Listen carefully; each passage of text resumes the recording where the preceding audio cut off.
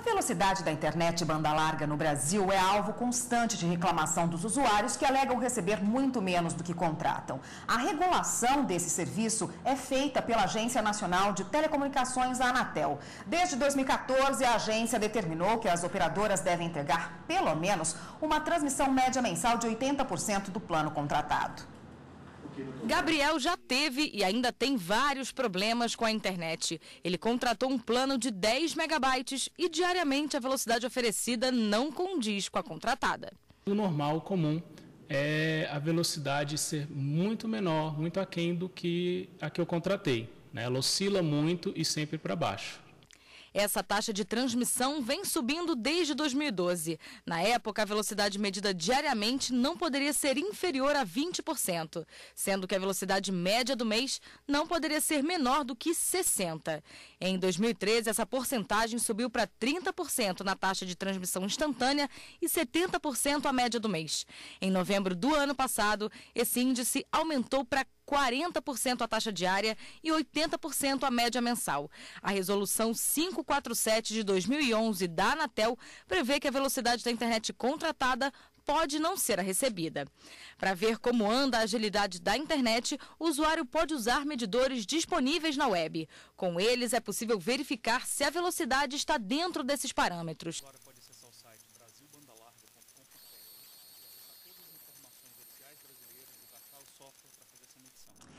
O programa de medição de velocidade da internet oficial da Anatel é o www.brasilbandalarga.com.br. E para falar mais sobre esse assunto, eu recebo aqui no estúdio o advogado Eduardo Moretti. Boa tarde. Boa tarde, Érica. Bom, como a pessoa faz para medir essa velocidade seguramente? Ou seja, saber se a velocidade que ela comprou, que ela contratou com a operadora é a mesma que está sendo entregue na casa dela? Existem vários aplicativos que fazem essa medição, a gente chama de velocímetros, na verdade, alguns de fora do país, outros brasileiros, e uma forma oficial de se medir é acessando o site brasilbandalarga.com.br e baixando esse aplicativo, tanto para os iPhones quanto para Androids. Existe um aplicativo para ser baixado e para telefonia fixa esse teste pode ser feito diretamente no site. Esse é o da Anatel que a gente acabou de dar agora, né, o link. Esse é o da Anatel, mas existem outros como speedtest.net, enfim, procurando no Google é possível achar uma infinidade. Agora, se quiser fazer uma medição oficial, o brasilbandalarga.com.br é a referência para essa medição. Como se faz? Essa medição é feita, ela vale como? A pessoa tem que gravar de alguma forma essa medição para poder apresentar como uma prova para a própria operadora que o serviço que ela contratou não está sendo entregue? A maioria dos aplicativos deixa um registro de todos os testes que foram feitos, de modo que o usuário consegue manter aí os últimos 30, 50 registros e consegue usar isso como prova se necessário. Então, a primeira questão importante é saber o seguinte: a média mensal da entrega de internet tem que ser de no mínimo 80% do pacote contratado. Então, se a pessoa contratou uma velocidade de 10 megabits, ela tem que ter no mínimo 8 como média mensal. Mas as velocidades instantâneas podem ser de 40%. Desde que a média seja 80%. Significa o seguinte: se o usuário medir ao longo do mês várias vezes e na média houver 80% de entrega da velocidade, está tudo ok. Mesmo que eventualmente, de vez em quando, ele tenha 40% dessa velocidade de entregue. Então, essa velocidade vai ter que ser no mínimo 40%, uma medição instantânea, desde que a média mensal seja 80%. Caso a pessoa vá lá, abaixe o aplicativo ou entre nesses outros sites que fazem a medição online e detecte que a internet dela não está na velocidade contratada com a operadora.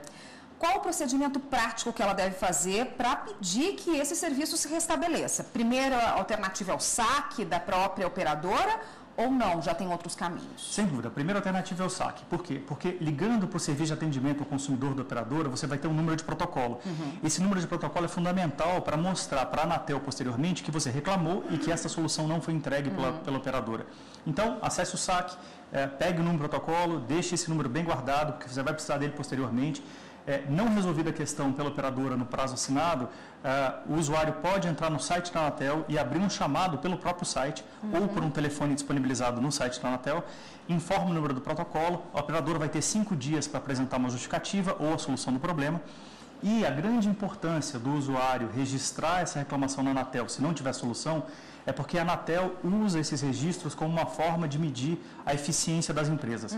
Então, se reiteradamente determinada empresa tem um índice muito ruim de atendimento no quesito velocidade, ela pode sofrer diversas sanções, inclusive multas financeiras. Órgãos de defesa do consumidor também são um caminho? A gente tem o PROCON, a ANECOM? Sem dúvida. Em geral, a solicitação feita no saque e posteriormente na Anatel costuma resolver a maioria dos casos. Mas o usuário pode recorrer ao PROCON da sua cidade e ele pode, se for o caso, entrar com uma ação no juizado especial. A gente chamava antigamente de pequenas causas, né, que não precisa nem de advogado, até 20 salários mínimos, para questionar alguma questão do contrato ou para questionar a entrega da velocidade. Bom, quando se faz um contrato desse? Geralmente a pessoa faz o contrato pela internet, pela facilidade que tem. Como imprimir esse contrato? Como provar que você contratou aquele serviço de 10, 15 ou 20 mega? O contrato tem que estar disponível ou no site da operadora ou tem que ser enviado por correio ou por e-mail para o usuário. Então, ele tem que estar disponível de alguma forma. O usuário tem que acessar esse contrato. Geralmente, as empresas mandam um e-mail também com as velocidades e características contratadas. Esse e-mail é extremamente importante ser arquivado, porque é o que vai provar, né, qual foi o pacote contratado pelo usuário. Isso também está só nesse e-mail ou também está ali no contrato, a velocidade contratada? Isso que a gente pode imprimir na internet? Não, é para estar no contrato. Esses contratos são previamente homologados pela Anatel, então não existe um contrato aleatório feito para a empresa, para cada cliente. Ela tem que apresentar um contrato na Anatel, ele tem que ser autorizado, homologado para utilização, e esse contrato vai ser utilizado para cada usuário, mudando apenas questões de velocidade e identificação. Caso a pessoa não esteja satisfeita com essa velocidade entregue ou com algum problema da operadora, ela pode fazer a portabilidade para outra empresa? Como funciona isso? Essa é uma questão extremamente importante. A portabilidade é do número de acesso, ela não é de um plano de comunicação de dados. Então, a pessoa pode portar o seu número fixo para outra operadora ou pode portar o seu telefone, seu móvel para outra operadora. Mas não significa que ela vai portar o pacote de dados. A portabilidade é do acesso, é do número telefônico. Então, se ela muda de operadora, ela vai precisar contratar um novo pacote de dados com a outra operadora.